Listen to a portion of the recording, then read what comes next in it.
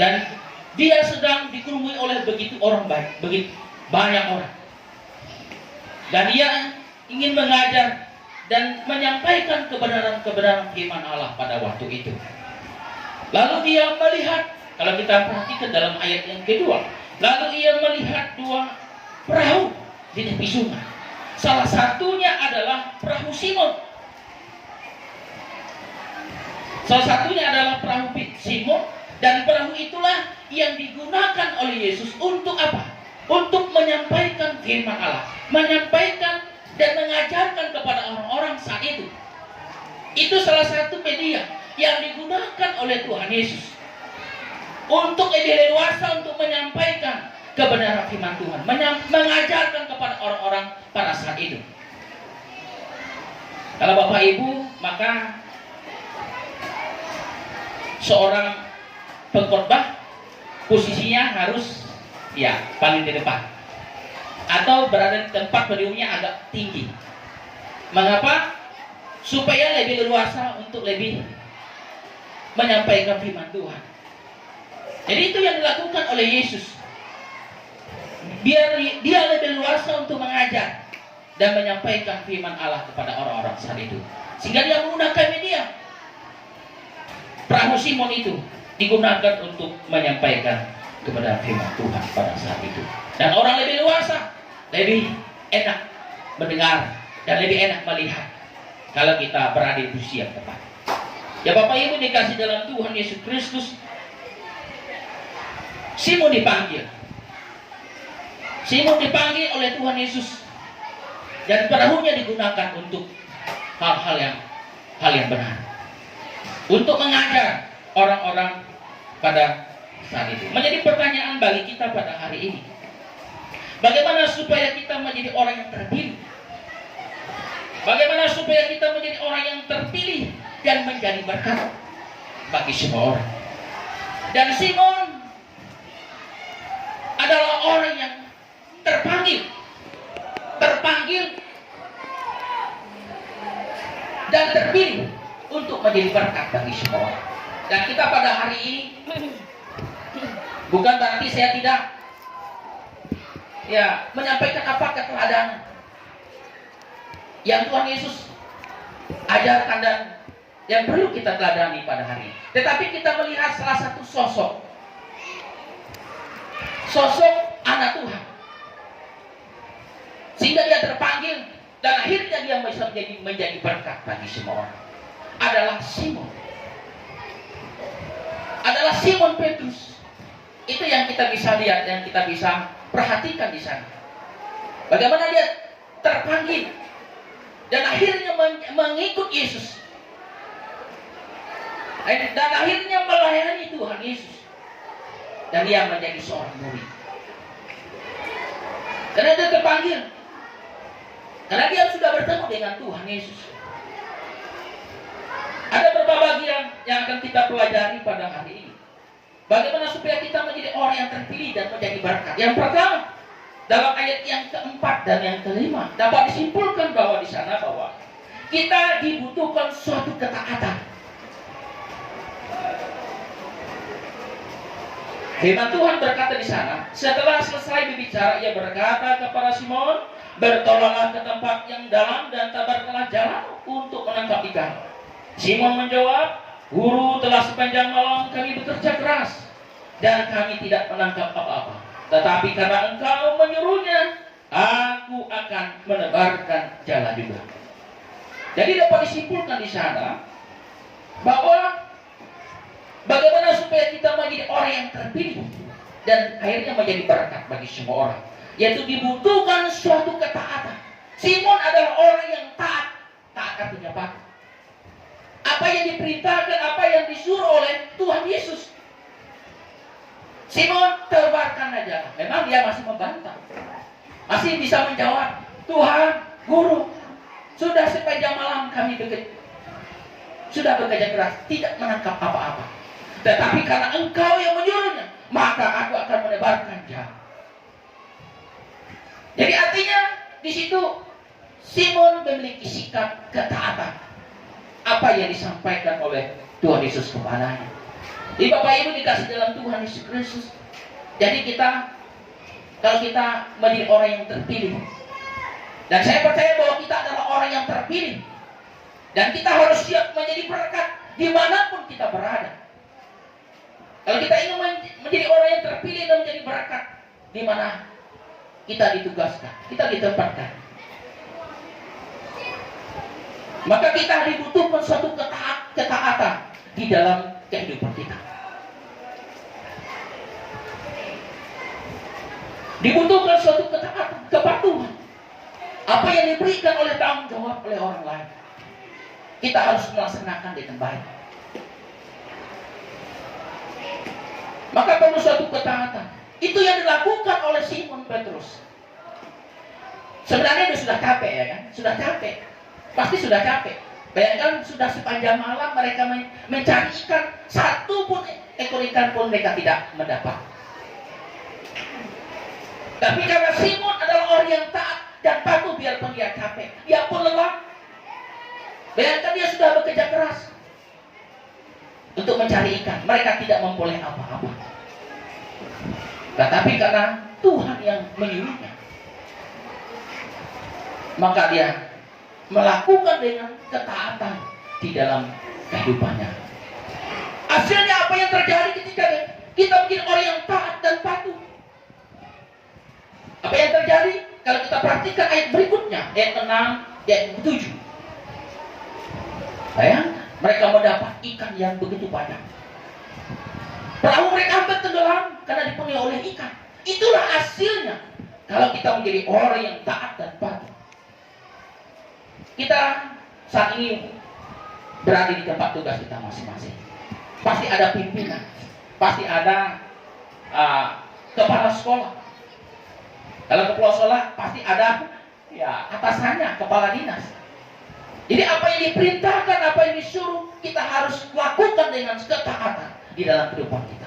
Baik atau tidak baik, waktunya ya kita harus melakukan dengan satu ketaatan. Itu yang harus kita lakukan. Maka kita belajar kepada Simon. Dia penuh dengan ketaatan. Biarpun dia merasa secara fisik dia mungkin sudah capek, sudah lelah, tidak mampu, tidak sanggup lagi. Bayangkan kalau kita sudah bekerja, seharusnya malam kita istirahat, bisa tidur. Mereka mencari ikan. Sudah bekerja keras katanya. Sudah sepanjang malam mereka bekerja mencari ikan. Mereka tidak memperoleh apa-apa. Tetapi karena Simon memiliki sikap ketaatan di dalam kehidupannya secara pribadi, dia lakukan, dia kerjakan apa yang Tuhan Yesus perintahkan kepadanya, sehingga dia lakukan. Tabarkanlah jalan. Ketika dia menembak, apa yang terjadi? Hasilnya luar biasa. Itulah hasil suatu ketaatan di dalam kehidupan kita. Lalu yang kedua, bagaimana supaya kita menjadi orang yang terpilih dan menjadi berkat di dalam kehidupan kita. Ayat ke-8, kalau kita perhatikan dalam firman Tuhan, ketika Simon Petrus melihat hal itu, dia pun tersungkur di depan Yesus dan berkata, Tuhan, pergilah daripadaku, karena aku ini seorang berdosa. Jadi dapat disimpulkan di sana bahwa bagaimana supaya kita menjadi orang yang terpilih dan menjadi berkat, yaitu dibutuhkan suatu pertobatan. Kalau kita ingin menjadi orang yang terpilih dan menjadi berkat, dibutuhkan suatu pertobatan. Simon sudah melakukan, dia sadar bahwa dia adalah orang yang berdosa.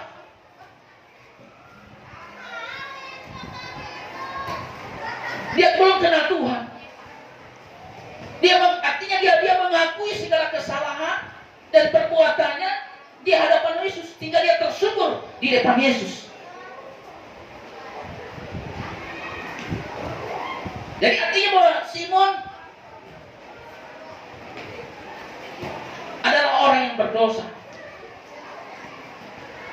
Dan dia menyadari dalam kehidupannya secara pribadi, dia tidak layak ketemu dengan Tuhan Yesus.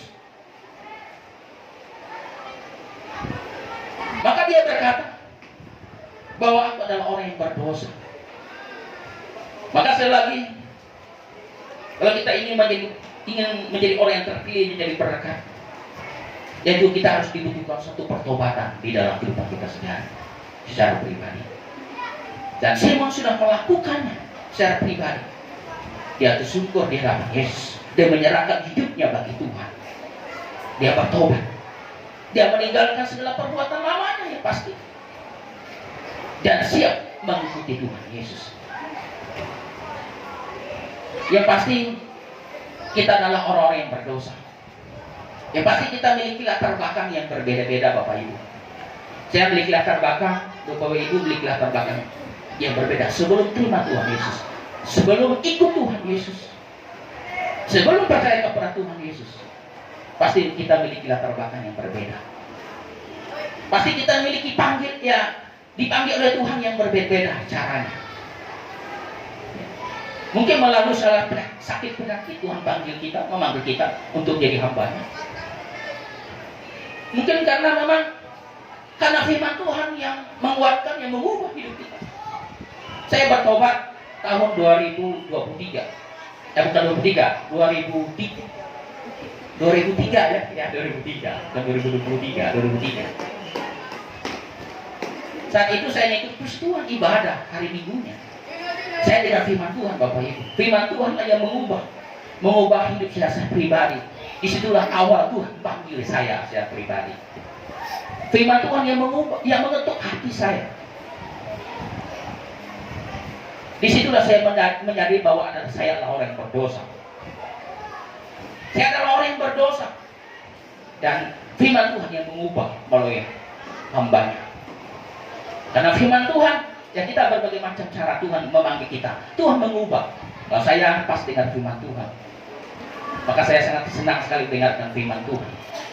Karena firman Tuhan inilah, ketika saya dengar firman Tuhan, Tuhan yang mengubah kehidupan saya pribadi. Dan saya berubah dan bertobat dan saya kembali kepada jalan yang benar. Itulah awal panggilan saya. Sehingga akhirnya saya tidak dipikir saya menjadi seorang hamba Tuhan. Tidak dipikir saya ingin mau masuk sekolah teologi. Tidak dipikir saya. Karena waktu itu saya masih SMA kelas 3. Mau tamat. Tidak dipikir saya menjadi seorang guru. Karena saya tidak dipikir, tidak ada cita-cita saya ingin menjadi seorang guru, Bapak Ibu. Karena saya tahu guru itu sangat berat tanggung jawabnya. Tidak enak mengajar, tidak enak mendidik anak-anak. Karena saya dikir juga waktu masih sekolah, bukan saya membuka latar belakang saya. Memang itulah kenyataannya. Ya, kadang guru dikerjain ketika masuk kelas. Ya kan? Bersama dengan teman-teman guru sampai berhenti oleh dikerjain kami oleh satu kelas. Saya melihat, saya tidak mau, kalau nanti suatu saat saya tidak mau menjadi seorang guru. Justru saya tolak menjadi seorang guru, akhirnya Tuhan mengubah segala sesuatunya. Yang awalnya saya tidak mau, tidak cita-cita menjadi seorang guru, akhirnya menjadi seorang guru. Nah, setelah itu Tuhan panggil dan saya berangkat ke sekolah teologi Pontianak. Disitulah saya dibentuk dan persiapan diri menjadi seorang hamba. Dan saya mengambil jurusan agama Kristen. Disitulah Tuhan membentuk saya pribadi dan mempersiapkan diri untuk melayani Dia. Jadi ada perubahan secara pribadi dalam kehidupan saya pribadi. Ya Bapak Ibu dikasih dalam Tuhan Yesus Kristus. Itulah yang dilakukan oleh Simon itu sendiri. Dia bertobat di hadapan Tuhan. Dia tinggalkan masa lalunya. Dia tinggalkan cara duniawi di dalam kehidupannya. Ya kadang-kadang saya mendengar ada guru-guru agama Kristen yang tidak bisa menjadi berkat di tempatnya, tugasnya masing-masing. Karena saya pribadi merasa sedih. Dari mana panggilannya itu? Ya, tidak bisa menjadi berkat. Ya kan? Masih ada juga guru yang suka nyium juga. Guru agama Kristen atau penginsap. Ya kan? Mungkin di tempat kita di Sidana, di daerah kami sana ada tuh. Daerah Malawi itu. ya, tidak menjadi berkat. Itu terkadang ya, itu yang terjadi. Itu yang menjadi pergumulan bagi kita. Maka oleh sebab kita seorang pendidik, apalagi seorang guru agama Kristen, kita harus siap menjadi berkat. Kita harus siap menjadi teladan dimanapun kita berada.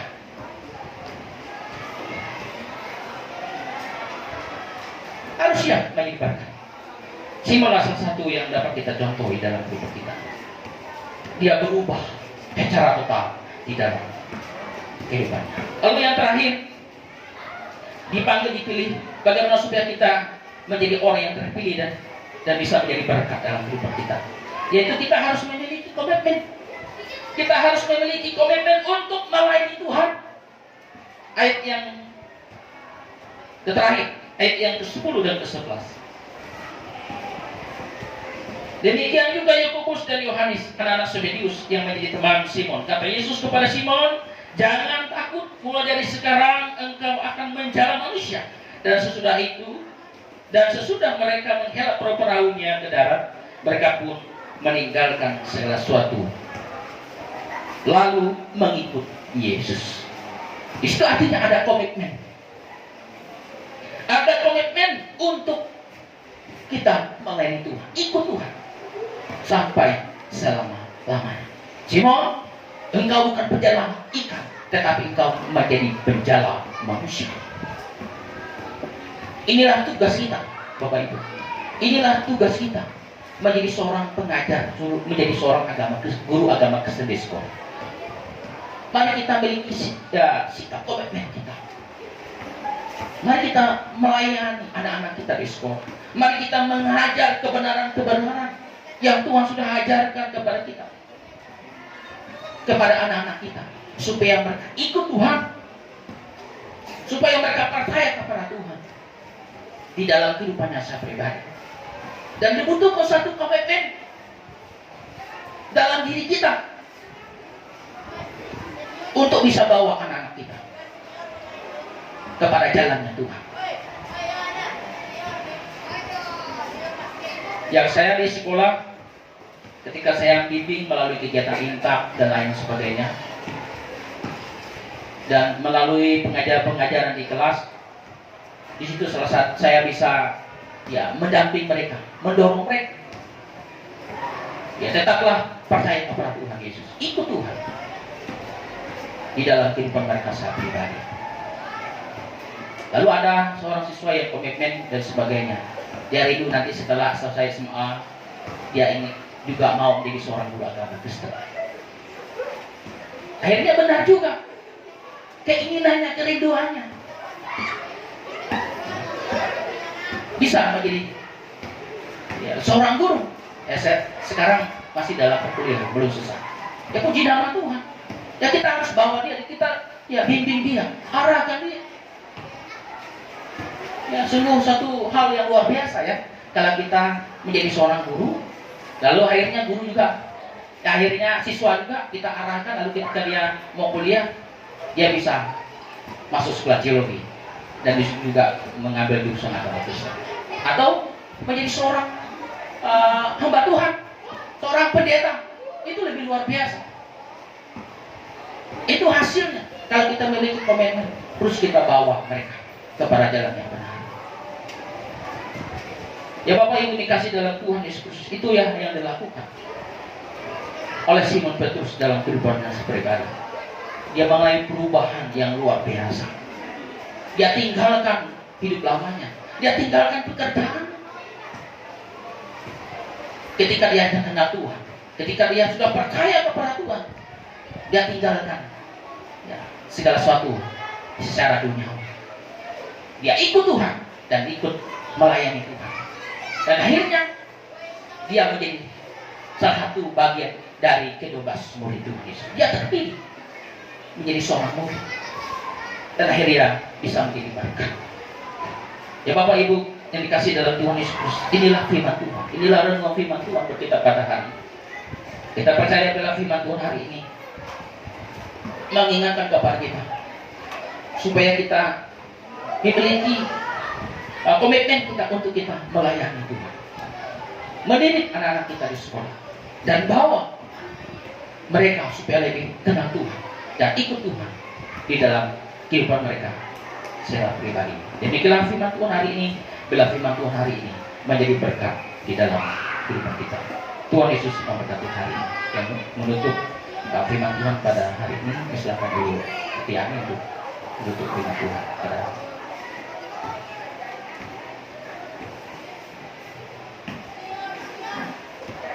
Mari Bapak Ibu kita bersatu dalam doa. Allah yang baik,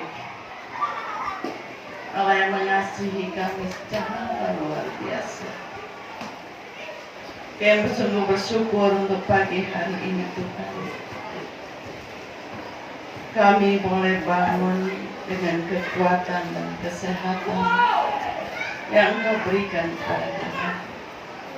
Dan terlebih kami boleh beberapa saat untuk duduk diam di hadirat-Mu. Terima kasih Bapa untuk kebenaran firman-Mu yang sudah kami dengarkan. Biarlah itu boleh menjadi rema dalam kehidupan kami, dalam kami menjadi alat berkat di tangan-Mu dimanapun kami berada. Kami percaya Bapa, tanpa Engkau kami tidak ada apa-apa. Tapi karena Engkau yang sudah memilih kami Tuhan, kami tahu Engkau pasti memberkati kami dengan kuasa. Kami percaya Tuhan, seberapa besar tantangan yang kami hadapi di tempat tugas kami masing-masing. Tapi kami percaya bahwa kuasa-Mu jauh lebih besar dari tantangan yang kami hadapi. Kami mau taat Bapa untuk melakukan firman-Mu. Kami mau taat untuk melakukan perintah-Mu Tuhan. Berikan kekuatan kepada kami. Terima kasih Bapa, hamba-Mu yang sudah menyelesaikan atau menyampaikan kebenaran firman-Mu. Urapi, kuatkan dia Tuhan. Dia selaku pemimpin di sekolahnya. Dia perlu hikmat-Mu Bapa. Biarlah hikmat Tuhan selalu bekerja di dalam kehidupan anak kekasih hamba-Mu ini. Terima kasih Bapa, terima kasih.